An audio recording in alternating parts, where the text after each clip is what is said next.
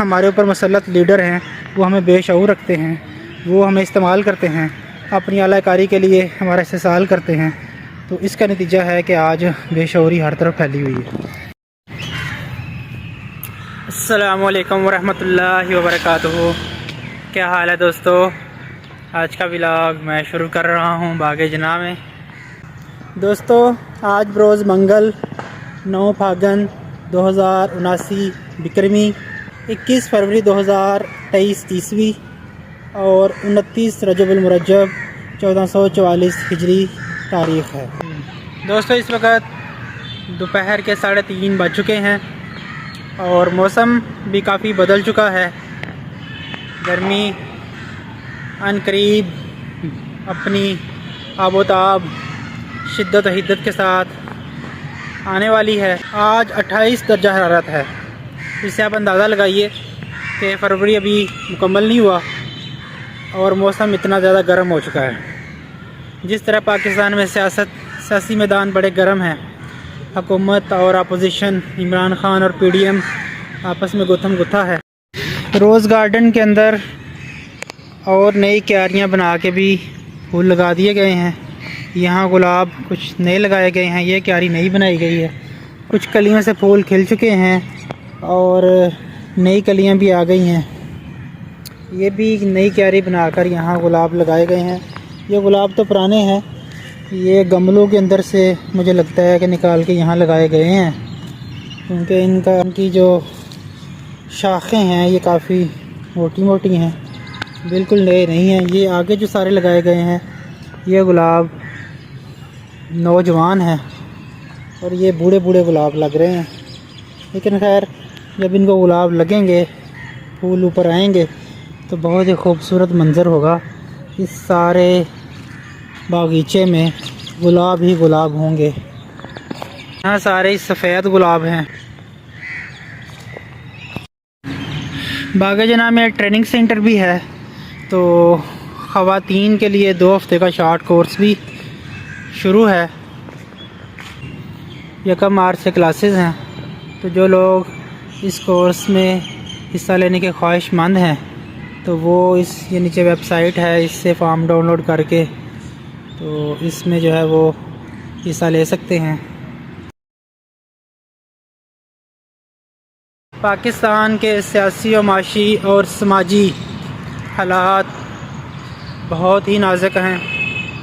سیاست پر بات کی جائے تو کل سے تحریک انصاف جیل برو تحریک کا آغاز کر رہی ہے۔ لاہور اس وقت سیاسی کشمکش کا مرکز ہے۔ یہاں سے کل ایک تحریک شروع ہو رہی ہے۔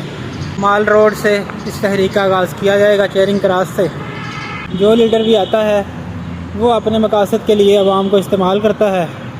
جب اس کے مقاصد پورے ہو جاتے ہیں تو وہی لیڈر جو ہے عوام کو اس کے حال پر بے یار و مددگار چھوڑ کے 9-2-11 ہو جاتا ہے۔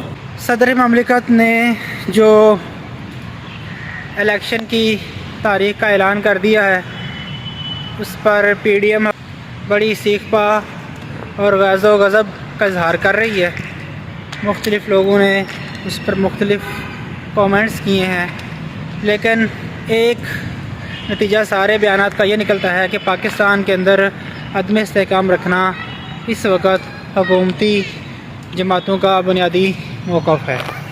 پاکستان پچھلے 75 سالوں سے اس کو بدقسمتی کہیں یا نالائکی اور نااہلی کہیں، یہ بات طے شدہ ہے کہ پاکستان ایک جمہوری ریاست نہیں بن سکا۔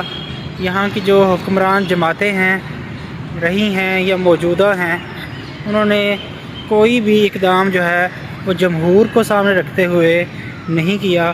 ان کے جتنے بھی اقدامات ہیں وہ ان کے ذاتی گروہی اور طبقاتی مفادات کو پورے کرنے کے لیے رہے ہیں۔ کسی بھی پارٹی نے، کسی ادارے نے، خواہ وہ ریاستی ادارے ہوں، خواہ وہ عوام کے ووٹوں پر عوام کے نام نہاد منتخب نمائندے ہوں، ان سب نے عوام کے لیے، جمہور کے لیے، ملک کے لیے کسی قسم کا کوئی اقدام نہیں کیا۔ ان کے جتنے بھی اقدامات رہے ہیں وہ سارے کے سارے ملک و قوم اور عوام ریاست کے خلاف رہے ہیں، اسی کا نتیجہ ہے کہ آج وہ مقتدر طبقات جو پچھلے 75 سالوں سے ہمارے ملک پر مسلط رہے، ان کے کیے ہوئے فیصلے ہمارے کسی بھی یعنی کہ ملک کی بہتری کے لیے تو کام نہیں آ رہے۔ اگر ہم دیکھیں تو ملک کی خرابی اور بربادی اور تباہی کی طرف ہی لے کے جا رہے ہیں، ملک کی بہتری کے لیے کوئی بھی چیز نہیں ہے۔ اس ملک میں جتنی بھی ریاستی مشینری ہے، ان کے کیے ہوئے فیصلے، ان کے اقدامات اگر دیکھے جائیں تو وہ جمہور کے لیے کوئی فائدہ اور کسی نفع کا باعث نہیں بن رہے۔ ان کے جتنے بھی اقدامات ہیں اس کے ذریعے سے چند مفاد پرست طبقات ہیں جن کو فائدہ ہو رہا ہے۔ ہم کو اس کا نتیجہ، اس کے اثرات، اس کے مقاصد، اس کے اغراض، اس کا علم تو نہیں ہوتا، لیکن وہ شعوری طور پر جس جماعت کے ساتھ وہ وابستہ ہوتی ہے اسی کے لیے اعلیٰ کاری کا کردار ادا کرتی ہے۔ ایک نامور سیاسی لیڈر کہہ چکا ہے، اس نے اپنے جلسے میں کہا ہے کہ پاکستان ڈیفالٹ کر چکا ہے،